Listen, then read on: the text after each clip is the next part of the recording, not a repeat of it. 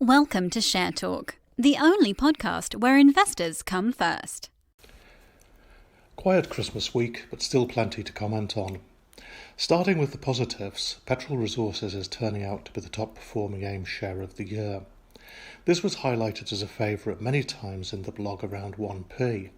It's now 19.5p, up 1,850%. There's another one with similar potential in the current issue of the private blog for those who are interested.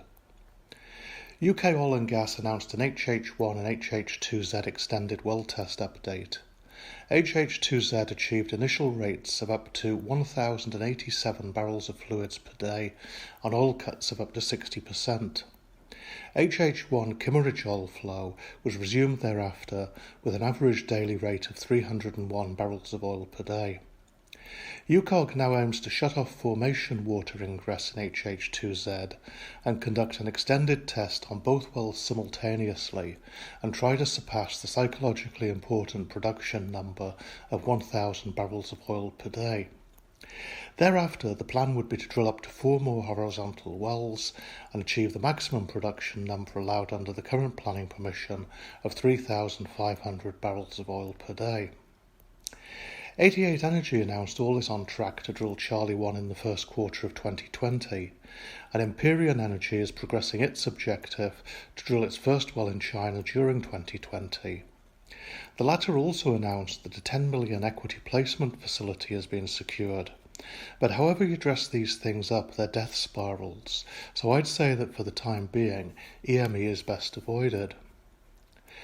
Reabold Resources also issued news, but since it's the festive season I'll refrain from commenting on this, since I don't want to spend the rest of the day dealing with tweets from angry shills and shareholders.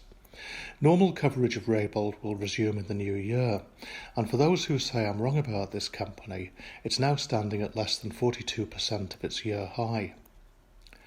What I'll certainly comment on, though, is Anglo African Oil Gas, where even its most ardent supporters have now accepted that I was right all along. Latest is that it wants to sell off 80% of its Congo subsidiary to Zenith Energy for $500,000 cash to be paid in 6 equal monthly instalments, which nicely and conveniently enables the Sefton-appointed board members to keep their salaries until at least mid-2020.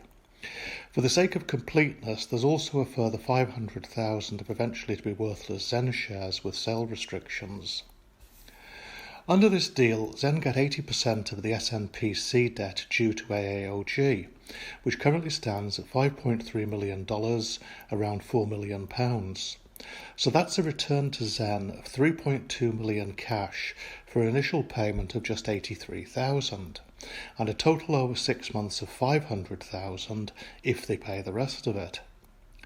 The justification for this deal is that SNPC won't pay AAOG to whom the money is actually owed, but for some strange unexplained reason will pay it to Zen.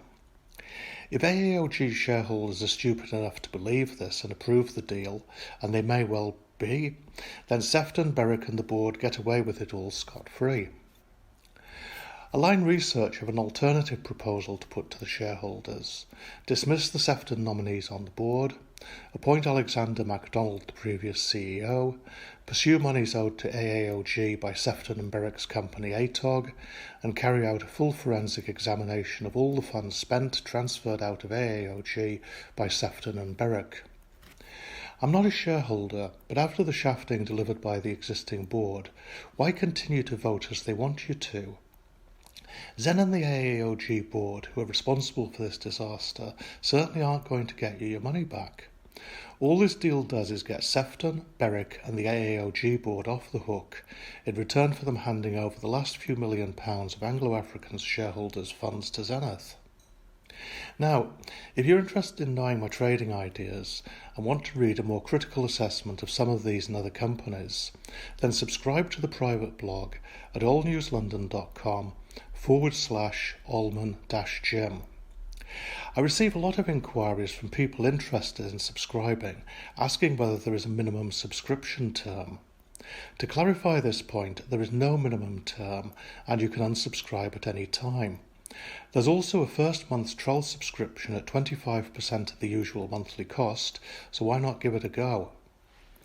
For those who are not familiar with me, I focus exclusively on small cap oil and gas companies, and I know this sector inside out. I've been involved in the stock markets, both UK and US, since the early 1980s, and understand exactly how the finance and promotion game works. I also have many years operational and corporate experience in the oil business, which enables me to see very quickly whether or not these companies are telling the truth. It's not investment advice that I offer, and if you want that, you should speak with a financial advisor. I share my take on companies and the markets, and as those who follow me know, I'm rarely wrong about these matters. I'll be back next weekend with a full blog and podcast. In the meantime, I wish everyone all the very best for the new year 2020. Thank you for listening. Remember to visit our website for more news and other podcasts at www.share-talk.com.